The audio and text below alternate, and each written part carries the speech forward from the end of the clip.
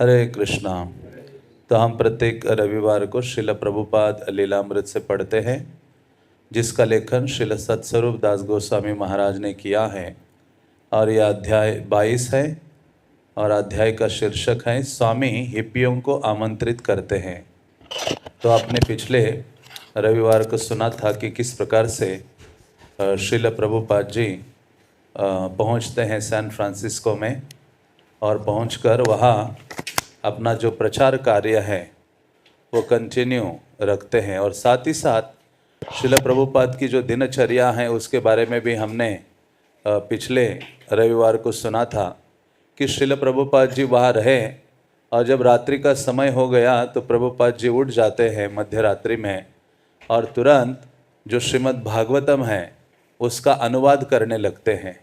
तो यहाँ लिखा था कि श्रील प्रभुपाद चाहे किसी भी स्थिति में क्यों ना हो, लेकिन ये जो ग्रंथों का अनुवाद है वो करने का कार्य श्रील प्रभुपाद यथावत कर रहे थे मध्य रात्रि में उठकर। तो श्रील प्रभुपाद जी को एक बार पूछा था कि स्वामी जी, आप इतने बहुत धीरे धीरे ग्रंथों का अनुवाद क्यों कर रहे हैं और एक एक शब्द आप बहुत सोच सोच के बोलकर लिखवा रहे हैं? तो प्रभुपाद ने कहा, इसलिए क्योंकि ये जो ग्रंथ है आगे चलकर 10,000 साल तक रहने वाले हैं और आगे आने वाली जो पीढ़ियां हैं उनको मार्गदर्शन करने वाले हैं। तो इस प्रकार से श्रील प्रभुपाद जी ने रात्रि में जगकर सारे ग्रंथों का अनुवाद किया था। तो हम पढ़ते हैं आज। रात का अंधकार, शांत परिसर और दिव्य साहित्य सर्जन में लगे हुए स्वामी प्रभुपाद, ये परिस्थिति उससे कुछ अधिक भिन्न नहीं थी। जब भारत में वृंदावन के राधा दामोदर मंदिर में सवेरे के पहर में वे बैठे होते, ये जरूर था कि वहाँ टेप रिकॉर्डर नहीं था, लेकिन वहाँ भी वे उसी समय और उसी ग्रंथ चैतन्य चरितामृत पर कार्य कर रहे थे। तो श्रील प्रभुपाद जी चाहे वृंदावन हो या चाहे अमेरिका हो, ग्रंथों का अनुवाद वो करते रहे। तो जब प्रभुपाद जी राधा दामोदर मंदिर में रहते थे तो उस समय प्रभुपाद जी केवल एक पत्रिका शुरू किए थे, और लेकिन धीरे धीरे प्रभुपाद जी ने सोचा कि ये जो पत्रिका है लोग पढ़ते हैं और फेंक देते हैं, उससे अच्छा है कि ग्रंथों पर काम किया जाए। तो श्रीमद् भागवतम का अनुवाद उन्होंने शुरू किया, क्योंकि भागवतम क्या है, सारे जगत को आलोक प्रदान करने के लिए है। साक्षात कृष्ण का साहित्यिक अवतार है श्रीमद् भागवतम। भागवतम और कृष्ण में कोई अंतर नहीं है। शास्त्र तो यहाँ तक कहते हैं कि यदि आप विग्रह आराधना करते हो और आपके पास विग्रह नहीं है, श्रीमद् भागवतम ग्रंथ रखो, उसकी आरती करो, पूजा करो, उसको भोग लगाओ, वो विग्रह की सेवा करने के समान है। साक्षात कृष्ण है। तो श्रील प्रभुपाद जी यहाँ राधा दामोदर मंदिर में श्रीमद् भागवतम का प्रथम स्कंद अनुवाद करना उन्होंने शुरू किया, और 2 भागों में उसको अनुवाद करके प्रभुपाद ने बहुत कष्ट उठाकर उसको छापा। और वो चैतन्य चरितामृत पर भी कार्य करने के लिए सोच रहे थे। और जब अभी प्रभुपाद न्यूयॉर्क से पहली बार हवाई जहाज से वो सैन फ्रांसिस्को पहुँचे थे, और ये उनकी पहली रात्रि थी जिस पर श्रील प्रभुपाद चैतन्य चरितामृत का अनुवाद करना शुरू कर रहे थे। एक बार उन्होंने टीका के साथ श्लोक दर श्लोक अनुवाद आरंभ किया था, और दूसरी बार उन्होंने ग्रंथ पर लेख लिखे थे। अब भगवान चैतन्य की लीलाओं की भूमि भारत से इतनी दूर संसार के इस कोने में पहुंचकर वे चैतन्य चरितामृत के एक नए अंग्रेजी संस्करण का पहला अध्याय आरंभ कर रहे थे। उन्होंने इसका नाम टीचिंग ऑफ लॉर्ड चैतन्य, भगवान चैतन्य की शिक्षाएं रखा। तो श्रील प्रभुपाद जी जानते थे कि चैतन्य महाप्रभु ने जो शिक्षा दी है वो सर्वोपरि है। चैतन्य महाप्रभु की जो शिक्षा है, जो सारे शास्त्रों का निचोड़ है, चाहे वो गीता है, भागवत है, उपनिषद है, पुराण है, वेद आदि हैं, इतिहास संहिताएं हैं, उन सभी का जो सार है वो चैतन्य महाप्रभु की शिक्षाएं हैं। और वो शिक्षा चैतन्य महाप्रभु ने अपने 2 प्रमुख भक्तों को प्रदान की थी। एक थे सनातन गोस्वामी और दूसरे थे रूप गोस्वामी। तो जो ये चैतन्य चरितामृत नामक ग्रंथ है उसमें ये 2 शिक्षाएं बहुत बहुत महत्वपूर्ण हैं, जिसको रूप शिक्षा और सनातन शिक्षा के नाम से हाँ, गौड़िया वैष्णव जानते हैं। इसलिए चैतन्य चरितामृत का अध्ययन करने का अर्थ है कि ये जो दो शिक्षाएं हैं, सारा जो सिद्धांत है वो चैतन्य महाप्रभु ने सनातन गोस्वामी को समझाया, और जो सारे रस तत्व की शिक्षा हैं वो रूप गोस्वामी को दिया। इसलिए सनातन गोस्वामी सिद्धांत आचार्य हैं और रूप गोस्वामी क्या है, भक्ति रसाचार्य हैं। ऐसे भक्ति रस का उन्होंने विश्लेषण किया कि आज तक किसी संप्रदाय में, किसी स्थान में भक्ति रस का विश्लेषण इतना सुव्यवस्थित रूप से प्राप्त नहीं होता। इसलिए रूप गोस्वामी बहुत विशेष है। इसलिए रूप गोस्वामी को 6 गोस्वामियों में सर्व प्रमुख माना जाता है, बल्कि आयु आदि में उनके भाई सनातन गोस्वामी बड़े हैं। हाँ, लेकिन विशेष शिक्षा के कारण, इस रस तत्व के कारण, जिन्होंने व्याख्या की है रस तत्व की भक्ति रसामृत सिंधु में और उज्ज्वल नीलमणि नामक ग्रंथ में, तो ऐसे ये रूप गोस्वामी को और सनातन गोस्वामी को चैतन्य महाप्रभु ने शिक्षा दी। तो चैतन्य चरितामृत का वो सार है। तो श्रील प्रभुपाद जी जब वहाँ पहुँचे सैन फ्रांसिस्को में, तो प्रभुपाद ने ये नया ग्रंथ शुरू किया लिखना, और उसका नाम प्रभुपाद ने क्या दिया, चैतन्य महाप्रभु की शिक्षाएं। एक बुक है ना पुस्तक प्रभुपाद का इतना बड़ा, जिसमें ये सारी शिक्षाएं निहित है और बहुत महत्वपूर्ण है, चैतन्य चरितामृत का मानो सार है। तो ऐसे ये रूप गोस्वामी चैतन्य महाप्रभु के हृदय को जानते थे, इतनी उनकी दिव्यता थी। इसलिए हम प्रति रोज उनको प्रार्थना करते हैं, श्री चैतन्य मनोभीष्टम स्थापितम जैन भूतले, कि चैतन्य महाप्रभु के मन की अभिष्ट जो है, इच्छा है, उसको स्थापित किया है या उनको जानते हैं। तो ऐसे रूप गोस्वामी विशेष विशेष आचार्य हैं, जिनके कारण इस संप्रदाय के सभी भक्तों को रूपानुग कहा जाता है। भक्ति सिद्धांत सरस्वती महाराज कहते हैं, मैं तो अपने जीवन में एक ही कामना करता हूँ, कब रूप गोस्वामी की चरण धूलि मुझे प्राप्त हो जाए, जिसके द्वारा मेरा जो जीवन है वो धन्य हो सकता है। तो ऐसे रूप गोस्वामी का जो स्थान है वो राधा दामोदर मंदिर है, जहाँ रूप गोस्वामी की समाधि है। और श्रील प्रभुपाद का विशेष संबंध रूप गोस्वामी से है।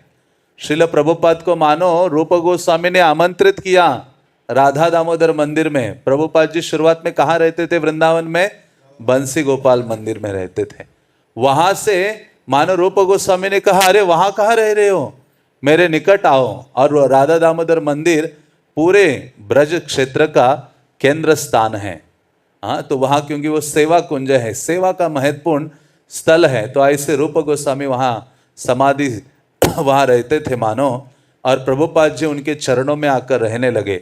प्रभुपाद जी जानते थे रूप गोस्वामी की कृपा से ही वो पाश्चात्य जगत में जाकर प्रचार कर सकते हैं और इस शिक्षा को इतना सरल बना सकते हैं कि साधारण से साधारण व्यक्ति भी इस महान शिक्षा को समझ सके। तो प्रभुपाद वहाँ रहने लगे और ऐसे वर्णन आता है कि प्रभुपाद जी मध्य रात्रि में उठ जाते थे और झाड़ू लेकर राधा दामोदर मंदिर जहाँ रूप गोस्वामी का समाधि है उसको पूरा झाड़ू लगाते थे और रोते थे, और रोते हुए कहते थे, हे रूप गोस्वामी आप मेरे ऊपर कृपा दृष्टि कीजिए, क्योंकि मेरे गुरु का आज्ञा है कि मैं पाश्चात्य जगत में कृष्ण भावना का प्रचार कर सकूं, लेकिन वो संभव नहीं हो रहा है, केवल आपकी कृपा से ही ये संभव हो सकता है।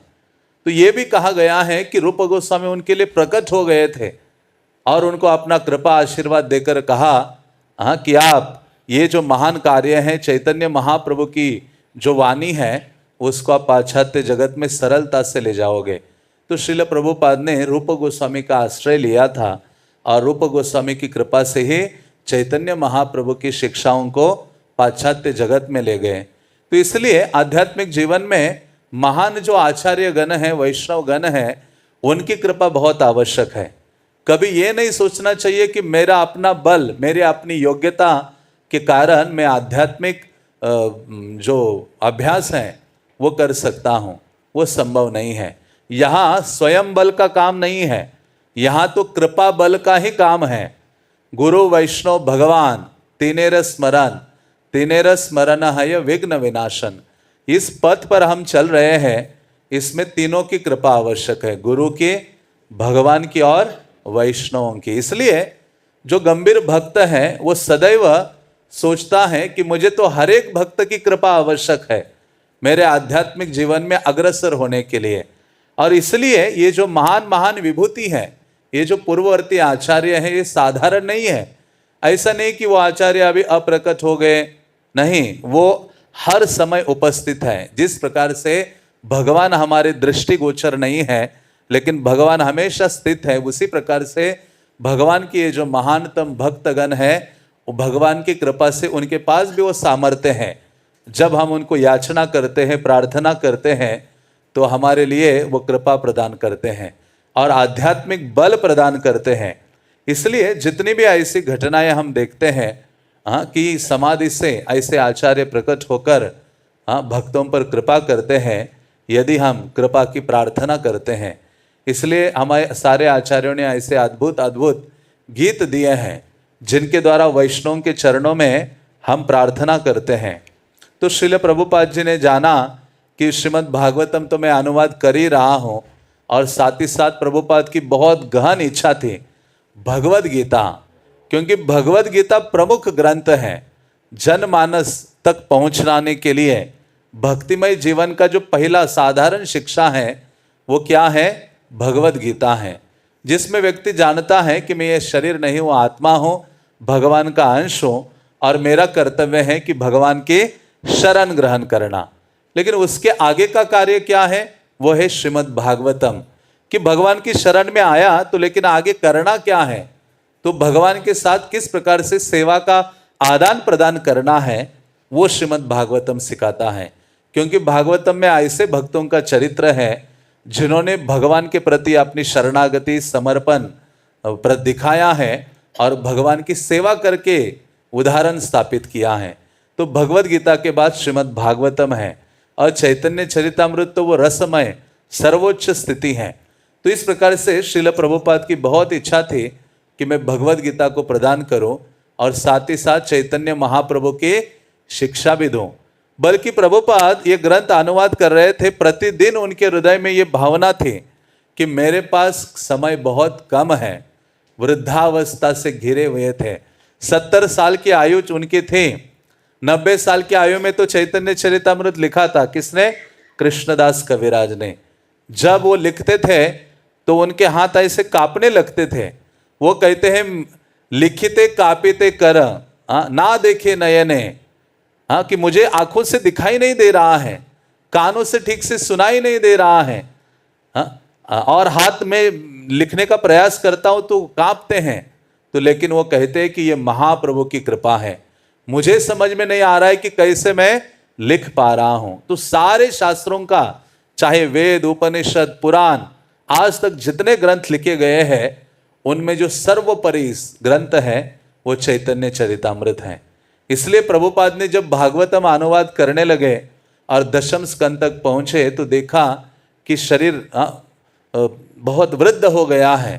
प्रभुपाद को लगा कि मैं शायद भागवतम कंप्लीट नहीं कर पाऊं, मेरे पास बहुत कम समय बचा है। तो उन्होंने क्या किया? चैतन्य चरितामृत को लिया, भागवतम को रोक दिया और चैतन्य चरितामृत को सबसे पहले अनुवाद करके भक्तों को प्रदान किया। क्योंकि चैतन्य चरितामृत में गौड़िया वैष्णवों की या गौड़िया संप्रदाय की जो भी मूलभूत और सर्वोपरि जो शिक्षा है वो निहित है। तो इसलिए प्रभुपाद ने उस चैतन्य चरितामृत का सार प्रस्तुत किया है। आपने एक 400 पेज के 300-400 पेज का जो बुक है छोटा सा, जिसका नाम उन्होंने रखा टीचिंग ऑफ लॉर्ड चैतन्य, या चैतन्य महाप्रभु की शिक्षाएं, जो उन्होंने कहाँ शुरुआत किया था? सैन फ्रांसिस्को में, पहली रात्र थी। तो इस प्रकार से श्रील प्रभुपाद देखिए कितना चिंता कर रहे हैं। उनको अपनी चिंता नहीं है, उनको किसकी चिंता है? हमारे कल्याण की चिंता है। रात्रि में जग कर वो सोच रहे हैं कि किस प्रकार से मैं ग्रंथ प्रस्तुत करूं जो केवल एक व्यक्ति के लिए नहीं, हजारों हजारों आने वाले लाखों लोगों के लिए सहायक होंगे। इसलिए हरि नाम के साथ साथ ग्रंथों का अध्ययन करना चाहिए।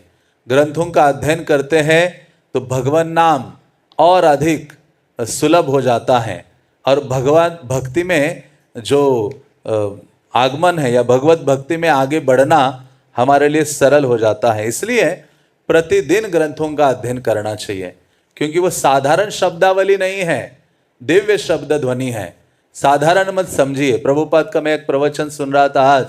प्रभुपाद कहते ग्रंथों का अध्ययन करने का अर्थ है श्रवणम, कीर्तनम और स्मरणम, ये सारा करना है। ये सरलता से हो जाता है। जब हम ग्रंथों को पढ़ते हैं तो भगवत स्मरण तीव्र हो जाता है। ग्रंथ को पढ़ते हैं तो जो आचार्यों ने ग्रंथ लिखे हैं उनके माध्यम से हम उसको सुन रहे हैं, और जब पढ़ते हैं तो हमें बोलने की, किसी को सुनाने की भावना भी जागृत हो जाती है। तो इसलिए ऐसे जो ग्रंथ हैं, विशेष रूप से श्रील प्रभुपाद के ग्रंथ बहुत दिव्य हैं। दिन रात हमें एक बार नहीं, बारंबार पढ़ने का प्रयास करना चाहिए। उनके संग में रहना चाहिए इन ग्रंथों के, क्योंकि जो आसक्ति की ग्रंथि है, गांठ है, तभी खंडित हो सकती है जब इन ग्रंथों का हम दिन रात अध्ययन करें। क्योंकि यदि हमारे अंदर वो लालसा नहीं है, तीव्रता नहीं है, इस संसार दुखमय सागर से मुझे निकलना है, तब तक ये संभव नहीं हो सकता। वो जो ज्वाला है वो आती है जब हम ग्रंथों का अध्ययन करते हैं। जो ज्वाला श्रील प्रभुपाद के हृदय में थी, वही ज्वाला हम अनुभव करते हैं जब उनके वाणी का अध्ययन करते हैं, हाँ, उनका संग करते हैं। इसलिए प्रभुपाद ने कहा कलियुगा में संग और महत्तर संग, महत्तर जो ऊंचा संग है वो प्राप्त करना चाहिए। प्रभुपाद का जो हृदय है, क्योंकि संग से हम वही गुण, वही भावना हमारे अंदर लाते हैं जिस व्यक्ति का हम संग करते हैं। तो ग्रंथों के माध्यम से श्रील प्रभुपाद का संग हमें लाभ होता है, और जो उनके हृदय में वो तीव्रता है, लालसा है, भगवत सेवा की भावना है, जो उनके हृदय में वो प्रेरणा है, उत्साह है, वो सारा हमारा हृदय उन सारे गुणों से भरने लगता है। इसलिए पढ़ना आवश्यक है प्रभुपाद के ग्रंथ, वो सर्वोपरि है। हमें किसी अन्य जगह जाकर किसी अन्य ग्रंथों के अध्ययन करने की आवश्यकता नहीं है। जो प्रभुपाद ने दिया है वो सर्वोपरि है, और वो तभी हम अनुभव कर पाते जब खुद पढ़ते हैं ध्यानपूर्वक, तब हम देखेंगे कि ये विलक्षण है। प्रभुपाद के एक शिष्य थे गौर गोविंद महाराज, वो कहा करते थे प्रभुपाद के ग्रंथ कोई ऐसे ही पढ़ लेता है तो उसको लगेगा कि अरे ये तो सारी चीजें रिपीट हो रही है, साधारण सी शिक्षाएं हैं। लेकिन नहीं, वो कहते हैं जिस प्रकार से समंदर के ऊपर ऊपर आप ढूंढोगे तो आपको मछलियां मिलेगी, लेकिन समंदर के नीचे गहराई में जितना जाओगे उतने रत्न, मूल्यवान रत्न आपको प्राप्त होते हैं। उसी प्रकार से श्रील प्रभुपाद ने जो लिखे हैं, एक एक शब्द, एक एक पंक्ति वो बहुत गहरी है। हाँ, उसमें हम घुसेंगे तो कई दिन लगेंगे उसको समझने के लिए। तो इस प्रकार से श्रील प्रभुपाद जी अपना ये जो ग्रंथ है, पुस्तक है चैतन्य शिक्षा, उसको लिखना वो शुरू करते हैं। वे ऐसी दिनचर्या का अनुगमन कर रहे थे जो उनके जीवन में बहुत महत्वपूर्ण हो गई थी। बहुत सवेरे उठ जाना और कृष्ण भावनामृत का पारंपरिक संदेश लिखना, अन्य सभी विचारों को छोड़कर वर्तमान परिस्थितियों की चिंता न करते हुए वे अपने आप को दिव्य ज्ञान के अनंत संदेश में निमग्न कर देते थे। हाँ, तो श्रील प्रभुपाद दृढ़ थे। इसलिए जो आचार्यों ने दी हुई दिनचर्या है, जब तक शरीर स्वस्थ है तब तक अंत तक पालन करने का प्रयास करना चाहिए। तब जाकर हमारा ये जो मन है कृष्ण में स्थिर हो सकता है। इसलिए बहुत आवश्यक है, इसलिए इसको साधना कहा गया है। साधना जो आचार्यों ने दी है, प्रभुपाद ने हमें इतना सुंदर कार्यक्रम दिया है, इतनी अद्भुत दिनचर्या दी है। नहीं तो हमें पता ही नहीं था सुबह उठ के करना क्या है। अभी तो लगता है कि सुबह उठ के इतना सारा कार्य है आध्यात्मिक, कि जीवन का जो समय है पूरे दिन का वो कम हमें लगता है कि बहुत कम समय है। जीवन पूरे दिन में जो 24 घंटे हैं वो कम पड़ते हैं। भक्त लोग तो 5-6 घंटे ही सोते हैं, अधिक समय अपनी सेवा है, हरि नाम है, शास्त्राध्ययन है, भगवान की नाना प्रकार की सेवाओं में निमग्न रहते हैं। तो ये प्रभुपाद की सबसे बड़ी देन है। इसलिए प्रभुपाद ने कहा भक्तिमय जीवन शुरू होता है यदि व्यक्ति सुबह जल्दी उठ जाता है। शास्त्र कहते हैं कि जैसे आंख खुले सुबह, तुरंत वो जो तमोगुनी बेड़ है उससे ऐसे दौड़ के उठ जाना चाहिए। ऐसे लगना चाहिए कि मैं सांप के ऊपर सो रहा था। जैसे सांप नजदीक हो तो हम बेड के आसपास कोई सांप आ जाए तो हम कैसे दौड़ के कूद मारते हैं। हाँ, तो भक्ति सिद्धांत सरस्वती कहा करते थे कि ये जो बेड़ है ना वो तमोगुनी है और हमारा स्वभाव रजो और तमोगुण से ज्यादा भरा हुआ है। और जब हमें दिन में वो बेड़ बुलाता रहता है, प्रभु जी आओ आओ आओ आओ। भक्ति सिद्धांत महाराज कहते थे कि मठ में तो चटाई होनी चाहिए, चटाई में सो जाओ और सुबह उसको फोल्ड करके रखो, लेकिन नीचे मत रखो।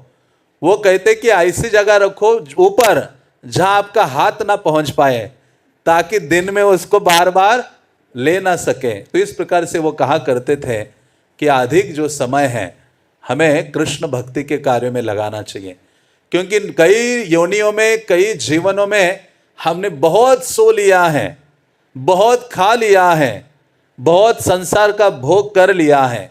प्रभुपाद ने कहा अभी रुक जाओ, अभी तुम्हें महत् पुण्य से भक्तों का संग मिला है और ये दिव्य ज्ञान प्राप्त हुआ है जीवन को सार्थक करने के लिए। बस अभी कृष्ण नाम, कृष्ण कथा, कृष्ण सेवा, इन कार्यों में अपने आप को लगाओ और इसमें डूब जाओ। जब तक हम डूबेंगे नहीं तब तक ये चेतना कृष्ण भावना भावित नहीं हो सकती।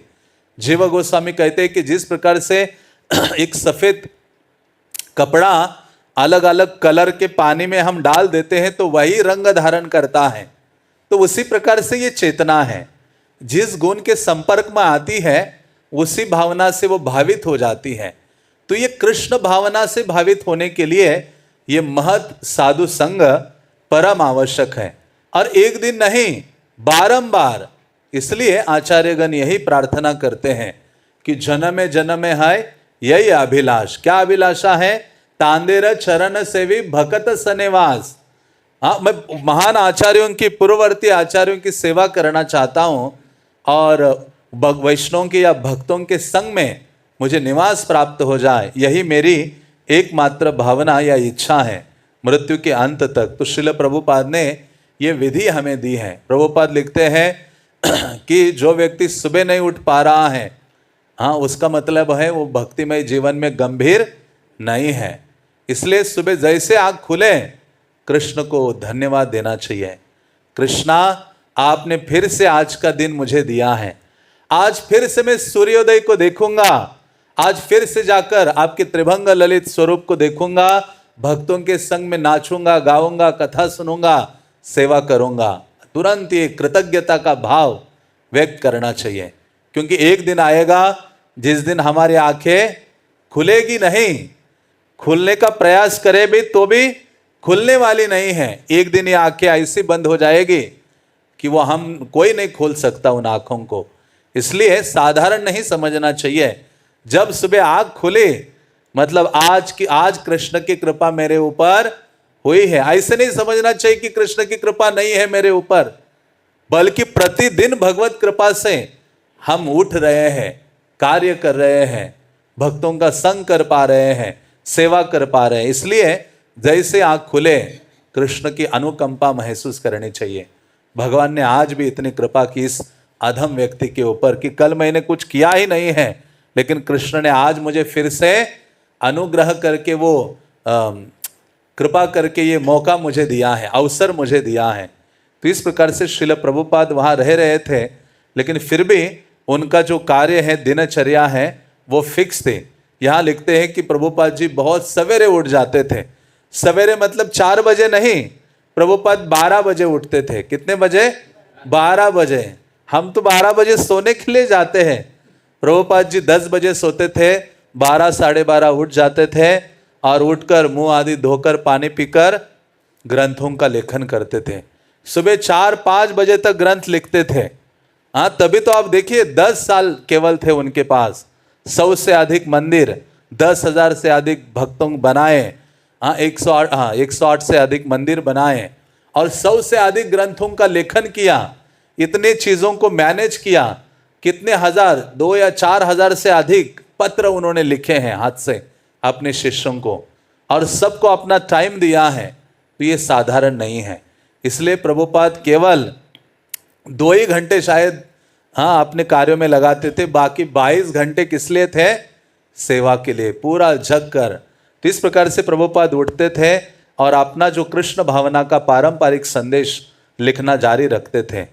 और बाकी सारे विचारों चिंताओं को छोड़कर इस दिव्य ज्ञान में निमग्न होते थे। प्रभुपाद जी जब भागवतम की टीका या तात्पर्य लिखते थे तो कई आचार्यों के जो संस्कृत की टीकाएं हैं, ग्रंथ हैं, उनको सामने रखते थे और उन सबको ऐसे पढ़कर फिर अपने तात्पर्य लिखा करते थे। तो ये साधारण नहीं है। और प्रभुपाद वहां तो बोलकर लिखा करते थे, डिक्टाफोन से कैसेट रिकॉर्ड हो जाता था, फिर बाद में उनके भक्त टाइप करते थे। लेकिन प्रभुपाद शुरुआत के दिन में अमेरिका में और भारत में टाइपराइटर से खुद क्या करते थे, टाइप करते थे। टाइपराइटर का अभी दर्शन में नहीं होता है। तो इस प्रकार से श्रील प्रभुपाद ने इतना मेहनत किया है। आगे लिखते, ये भक्ति सिद्धांत सरस्वती की उनकी सबसे महत्वपूर्ण सेवा थी। अधिक से अधिक पुस्तकें तैयार करके उनका वितरण करना एक ऐसा विचार था जो उन्हें हर रात उठकर अनुवाद करने को प्रेरित करता था। वो बिके हुए थे प्रभुपाद जी अपने गुरु की सेवा के लिए। हाँ, उनके गुरु महाराज ने उनको कई बार कहा था, जब तुम्हारे पास धन आए तो ग्रंथों को छापो और उनका वितरण करो, क्योंकि जगत का कल्याण इसी से हो सकता है।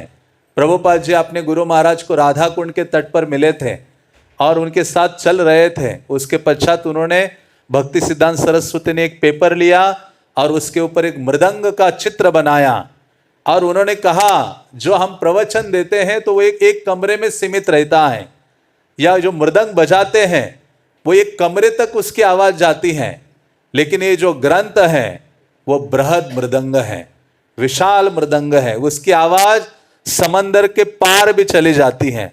तो इसलिए प्रभुपाद जी ने उनके गुरु महाराज भक्ति सिद्धांत सरस्वती ने उनको कहा था कि हे अभय, तुम्हारे पास जब धन आए तो ग्रंथों को छापो और लिखो और उनका वितरण करो। और प्रभुपाद जी शुरुआत से ही बहुत अद्भुत लेखक थे, कवि थे। जब उनके गुरु महाराज थे तो प्रभुपाद जी लिखा करते थे। हाँ, कई सारे जो लेख है वो लिखा करते थे। और भक्ति सिद्धांत सरस्वती महाराज ने कहा था कि ये अभय बाबू के जो लेख है बहुत अप्रतिम है। हाँ, ये कोई भी चीज लिखे इसको छापना चाहिए। हाँ, तो उस समय जो पत्रिकाएं होती थी गौड़िया मठ के, उसमें प्रभुपाद के द्वारा लिखे गए लेख छापा करते थे। और प्रभुपाद को भक्तों ने नाम दिया था कवि। हाँ, कवि थे प्रभुपाद जी, तो सारे गुणों से संपन्न थे, इसलिए साधारण व्यक्तित्व नहीं थे। भगवान ने इसलिए प्रभुपाद को इतना अधिक मान या आदर और सम्मान सारे जगत के माध्यम से प्रकट किया है या प्रदान किया है। तो उनके गुरु महाराज की ये सबसे महत्वपूर्ण सेवा थी, इसलिए प्रभुपाद जी दिन रात उस सेवा में निमग्न थे। हाँ, वही है, गुरु की आज्ञा का पालन करने से कृष्ण की जो कृपा है वो सुगम हो जाती है। प्रभुपाद प्रभात होने तक काम करते रहते थे, तब वे रुक जाते और प्रातःकालीन सभा के लिए नीचे मंदिर में जाने के लिए तैयारी में लग जाते। पूरा रात्रि से लेकर सुबह तक लगभग 4:30 बजे तक या 5 बजे तक प्रभुपाद अपना सारा लेखन का कार्य दिन रात करते रहते थे। यद्यपि उनके न्यूयॉर्क के कुछ शिष्यों ने आपत्ति की थी, फिर भी श्रील प्रभुपाद एवलॉन बॉलरूम में होने वाले मंत्रा रॉक डांस में जाने को तैयार थे। उनके शिष्यों का कहना था कि सैन फ्रांसिस्को के अनुयायियों के लिए ये उचित नहीं होगा कि उनके गुरु महाराज ऐसे स्थान में जाए। वो स्थान गिटारों के शोरगुल, नगाड़ों की तुमुल ध्वनि, तीव्र आलोक प्रदर्शनों और नशे में धुत सैकड़ों हिप्पियों से भरा होगा। ऐसे स्थान में उनके दिव्य संदेश को भला कौन सुनेगा। बल्कि श्रील प्रभुपाद ने न्यूयॉर्क में यह कार्य शुरू किया था, लेकिन वहाँ से किसी अन्य शहर में नहीं गए थे। लेकिन अभी हम यहाँ पढ़ रहे हैं कि प्रभुपाद जी पहली बार न्यूयॉर्क को छोड़कर सैन फ्रांसिस्को गए विमान से, हवाई जहाज से, और वहाँ क्योंकि उनके एक शिष्य थे, उन्होंने आमंत्रित किया था प्रभुपाद को कि प्रभुपाद जी आप इस शहर में भी आइए और यहाँ भी वैसा ही कार्य कीजिए जैसा आपने वहाँ नाम संकीर्तन, हरि नाम कीर्तन उस टॉम्किंसन स्क्वायर पार्क जो गार्डन है वहाँ किया, इतना प्रचार किया, तो आप यहाँ भी आ जाइए। तो प्रभुपाद को अच्छा लगा कि न्यूयॉर्क शहर से सीमित क्यों रहना है, हमें अन्य जगह भी जाना है। तो श्रील प्रभुपाद जी सैन फ्रांसिस्को जाते हैं। तो न्यूयॉर्क के उनके शिष्यों को आपत्ति थी, क्योंकि वहाँ एक कार्यक्रम होने वाला था जिसमें सारे हिप्पीज आने वाले थे, गाने वाले थे, अपनी सारे वाद्य यंत्र हैं उनको बजाने वाले थे। तो इनको लगा कि श्रील प्रभुपाद को ऐसे स्थान में नहीं जाना चाहिए जहां ये बॉल रूम डांस होने वाला है।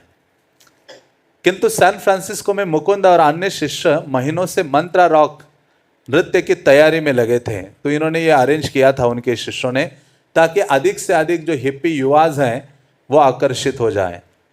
उससे आकृष्ट होकर हजारों युवा जब वहाँ एकत्र होंगे, उससे सैन फ्रांसिस्को के राधा कृष्ण मंदिर को हजारों डॉलर की आय होगी।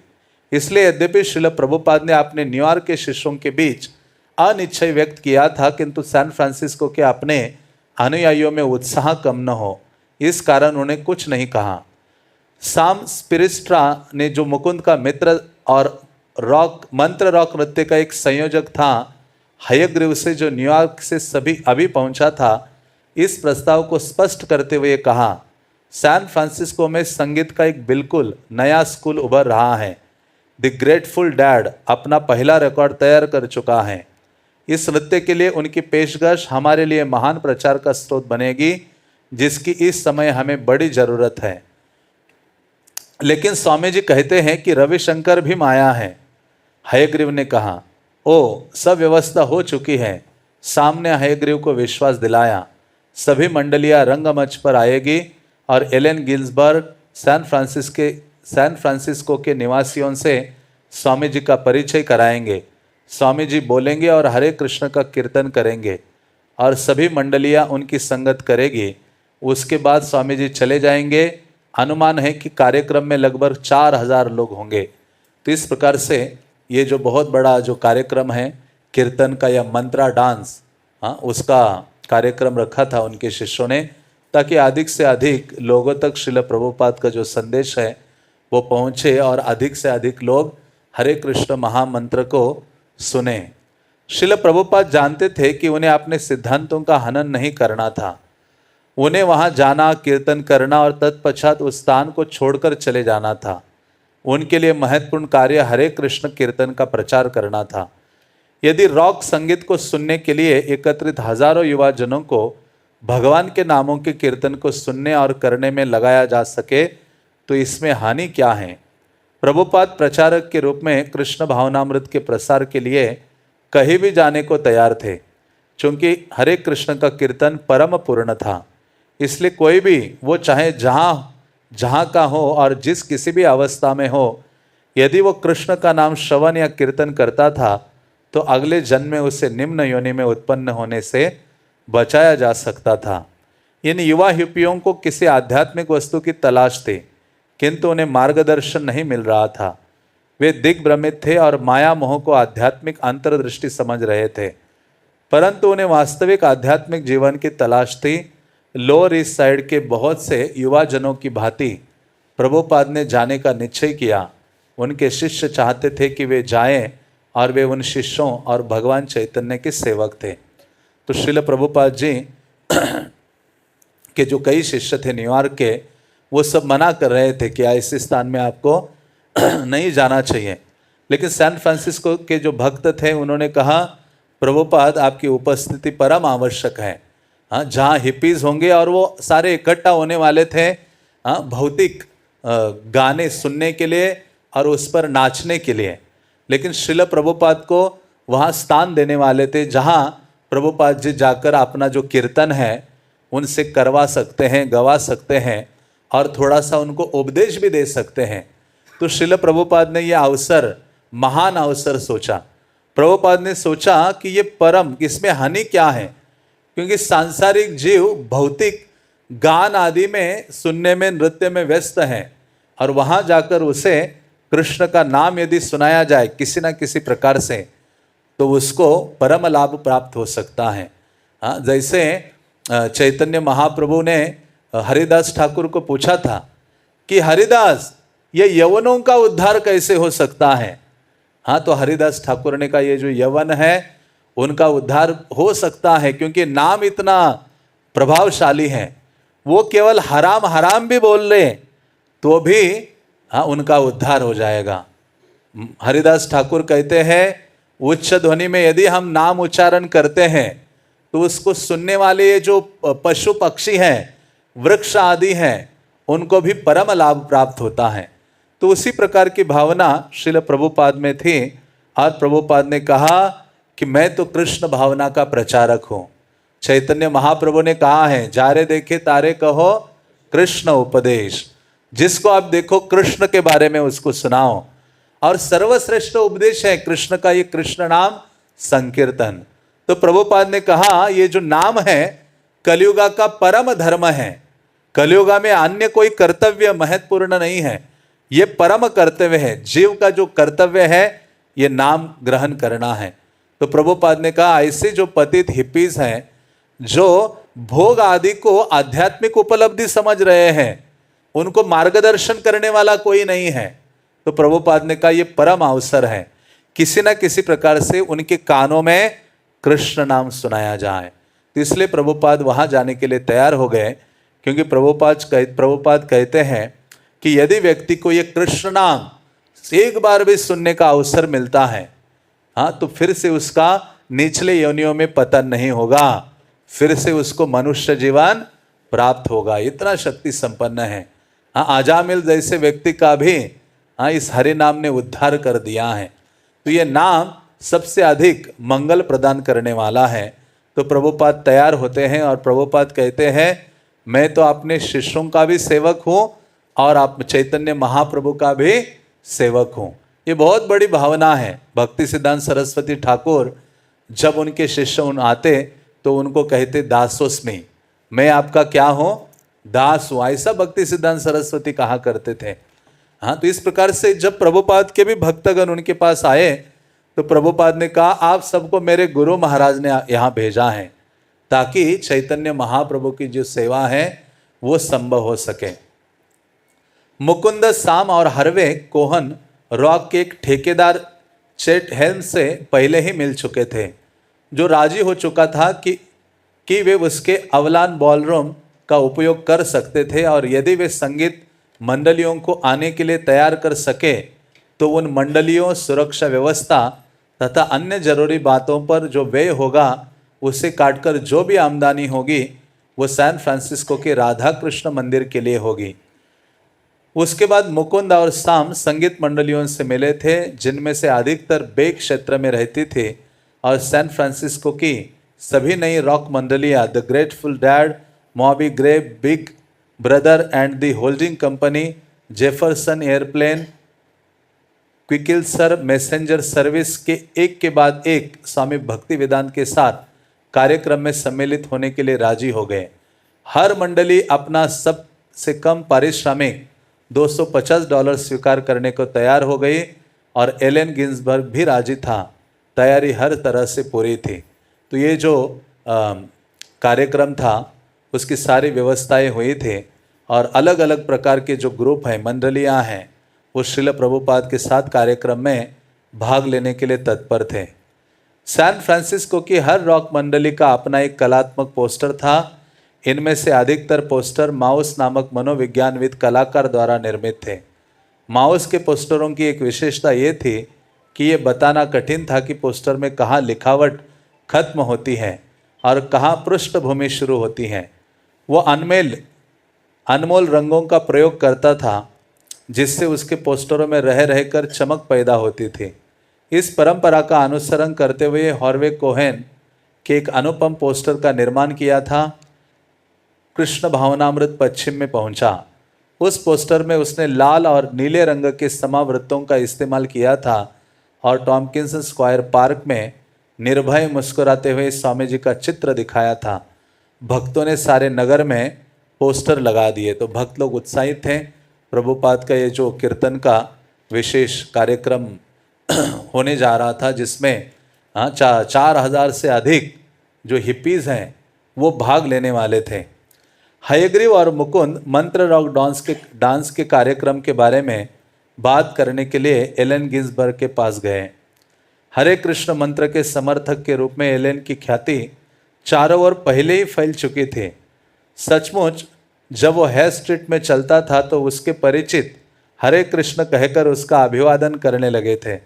सब जानते थे कि वो राधा कृष्ण मंदिर जाता था और दूसरों से वहाँ जाने के लिए कहता था। हयग्रीव को, जिसकी पूर्ण दाढ़ी और सिर के बाल एलेन के समान ही लंबे थे। इस बात की चिंता थी कि जब वो स्वामी जी के साथ संकीर्तन करेगा तो किस लय में करेगा। उसने एलेन से कहा, मेरा विचार है कि जिस लय का प्रयोग आप करते हैं वो अच्छे कीर्तन के लिए बहुत कठिन है। हो सकता है, एलेन ने स्वीकार किया, किंतु ये वही राग है जिसे मैंने भारत में सर्वप्रथम सुना था। एक अद्भुत साध्वी इसी राग में गा रही थी। मुझे इस राग का पूरा अभ्यास हो गया है और मैं पूरे विश्वास के साथ केवल इसी राग में गा सकता हूँ। मंत्रा रॉक डांस के कार्यक्रम को केवल कुछ दिन शेष रह गए तो एलेन एक दिन प्रातःकालीन कीर्तन के लिए मंदिर गया और बाद में श्रील प्रभुपाद के पास उनके ऊपर वाले कमरे में गया। जब एलेन द्वार पर पहुंचा तो प्रभुपाद के कुछ भक्त उनके पास बैठे भारतीय मिठाइयाँ खा रहे थे। वो और प्रभुपाद दोनों मुस्कुराए और उन्होंने एक दूसरे को नमस्कार किया। प्रभुपाद ने उसे एक मिठाई दी और कहा कि तुम आज बहुत सवेरे उठ गए हो। हाँ, एलेन ने उत्तर दिया। जब से मैं सैन फ्रांसिस्को में आया हूँ फ़ोन की घंटी बराबर बजती रहती हैं। किसी के ख्याति लब्ध होने पर यही होता है, प्रभुपाद ने कहा। महात्मा गांधी के जीवन का भी यही दुखद पक्ष था। वे जहाँ भी जाते थे हजारों लोग महात्मा गांधी की जय, महात्मा गांधी की जय के नारे लगाते हुए उन्हें घेर लेते थे। वो भला आदमी सो भी नहीं सकता था। ठीक है, कम से कम इसने मुझे आज सवेरे कीर्तन के लिए जगा दिया, एलेन ने कहा। तो ये बहुत प्रसिद्ध व्यक्ति था और ये एलेन गिन्सबर्ग ये भारत में कई बार आया था और हरे कृष्ण महामंत्र से पहले से ही परिचित था और वहाँ जाकर कई स्थानों में वो अपने हारमोनियम से इस हरे कृष्ण महामंत्र का गान कर रहा था। और ये जो मंत्रा रॉक डांस का जो ये कार्यक्रम था जिसमें श्रील प्रभुपाद के साथ ये भी उसमें भाग लेने वाला था और गाने वाला था, तो वो श्रील प्रभुपाद से एक दिन मिलने के लिए पहुंचते हैं। प्रभुपाद फिर वार्तालाप अवलान बॉलरूम में होने वाले कार्यक्रम पर होने लगा। क्या आपके विचार से इस बात की संभावना नहीं है कि ऐसे किसी राग में कीर्तन किया जाए जो पाश्चात्य श्रोताओं के लिए अधिक आकर्षक हो? एलेन ने पूछा। तो उस कीर्तन में विशेष धुन या विशेष ट्यून गाने के लिए ये एलेन श्रील प्रभुपाद को कह रहा था, क्योंकि वो सोच रहा था कि एक ऐसी ट्यून में गाया जाए जिससे पाश्चात्य जगत के ये जो युवा जन हैं वो अत्यधिक प्रभावित हो जाए। तो श्रील प्रभुपाद कहते हैं, कोई भी राग चल सकता है। प्रभुपाद ने कहा, राग का उतना महत्व नहीं है, महत्वपूर्ण है हरे कृष्ण का कीर्तन। ये तुम्हारे देश के ही राग में हो सकता है, इससे कोई फर्क नहीं पड़ता। तो श्रील प्रभुपाद शुरुआत से ही इसी बात पर स्थिर थे कि ये ट्यून आदि मायने नहीं रखती, सबसे महत्वपूर्ण क्या है? हरे कृष्ण महामंत्र का उच्चारण है, भगवान नाम का श्रवण है। भक्ति सिद्धांत सरस्वती ठाकुर ऐसे व्यक्ति को कीर्तन करने के लिए लगाते थे जिसको कोई अच्छी ट्यून नहीं आती थी और बाकी जनों को वो श्रवण करने के लिए तत्पर करते थे। तो श्रील प्रभुपाद के जीवन से हम देखते हैं कि आज तो इतनी सारी अलग अलग लय या ट्यून्स में भक्त लोग हरे नाम का कीर्तन करते हैं, लेकिन आज भी सबसे प्रभावशाली सबसे शक्ति संपन्न जो कीर्तन है वो श्रील प्रभुपाद का है। और प्रभुपाद ने जो सरल ट्यून में हरे कृष्ण महामंत्र का कीर्तन गाया है, आज भी सारे जो भक्तगण हैं उसी से ही सर्वाधिक आकर्षित होते हैं और सर्वाधिक जो शुद्धि है उससे ही अनुभव करते हैं। तो श्रील प्रभुपाद जी शुरुआत से ही जोर देते हैं कि कृष्ण नाम का श्रवण ये ज़्यादा महत्वपूर्ण है, ना कि अलग अलग धुनों में उसको गाया जाए। प्रभुपाद और एलन ने हिप्पी शब्द के अर्थ के बारे में भी चर्चा की और एलन ने LSD के सेवन के बारे में कुछ कहा। प्रभुपाद ने उत्तर दिया कि LSD हमें परतंत्र बनाता है और कृष्ण भावनामृत में डूबे व्यक्ति के लिए यह आवश्यक नहीं है। कृष्ण भावनामृत में हर बात का समाधान है। प्रभुपाद ने कहा उसके अतिरिक्त किसी वस्तु की आवश्यकता नहीं है। तो श्रील प्रभुपाद जी शुरुआत से ही इस शिक्षा पर बल देते थे कि कृष्ण भावना के अलावा जो भी कार्य है वो हमारे बंधन के कारण है या वो हमें परतंत्र बना देते हैं। और असली स्वतंत्रता क्या है? कृष्ण भावना युक्त कार्यों को करना, कृष्ण की सेवा में नियुक्त हो जाना। मंत्र रॉक डांस उत्सव में इस कला में सबसे बड़े हस्ताक्षरकर्ताओं द्वारा बहुआयामी आलोक प्रदर्शन होने वाला था, जैसे बेन वॉन मीटर और रोजर हिलयार्ड। एलएसडी के नशे में जो दृश्य दिखाई देते हैं, बेन और रोजर को ऐसी सिद्धि प्राप्त थी कि वे प्रकाश के लट्टुओं, चित्रपटों और स्लाइड्स के एक साथ प्रयोग से प्रेक्षागृह को वैसे ही आलोक दृश्यों से भर देते थे। मुकुंद ने कीर्तन के समय प्रयोग किए जाने के लिए कृष्ण के ऐसे बहुत से स्लाइड्स दिए थे। एक दिन सायंकाल बेन और रोजर स्वामी जी से मिलने के लिए उनके कक्ष में आए। रोजर हिलयार्ड कहता है, वे महान थे, मैं उनसे सचमुच प्रभावित हुआ। उनके रूप रंग, उनके कार्य करने का ढंग या उनकी वेशभूषा में कोई विशेषता हो, ये बात नहीं थी, वरना उनका पूरा व्यक्तित्व प्रभावशाली था। स्वामी जी बहुत गंभीर और बहुत विनोदी थे, साथ ही स्पष्ट था कि वे बहुत बुद्धिमान, संयत और ज्ञानी थे। वे विभिन्न प्रकार के लोगों से व्यवहार करने में सक्षम थे। मैं सोच रहा था, इस व्यक्ति के लिए सचमुच ये बड़ी अजीब बात है, इसका संयुक्त राज्य में आना और हेड एशबरी के मध्य में एक स्टोर फ्रंट में आश्रम स्थापित करना और तरह तरह के विचित्र लोगों के जमघट के मध्य अपने आप को घिरा पाना, और फिर भी वे पूर्णतः समंजित थे, हर व्यक्ति के साथ समंजित। तो इस प्रकार से श्रील प्रभुपाद को हर प्रकार का जो व्यक्ति है उनसे प्रभावित होता था, और श्रील प्रभुपाद की जो कार्य है उनसे प्रभावित होकर उनकी जो प्रशंसा है वो किया करता था। तो इस प्रकार से प्रभुपाद लीलामृत से हमने कुछ पढ़ा, तो अगले रविवार को फिर से हम कंटिन्यू रखेंगे। हरे कृष्णा कृष्णा कृष्णा हरे हरे, हरे राम राम राम हरे हरे। श्रील प्रभुपाद लीलामृत के, पतित पावन श्रील प्रभुपाद के।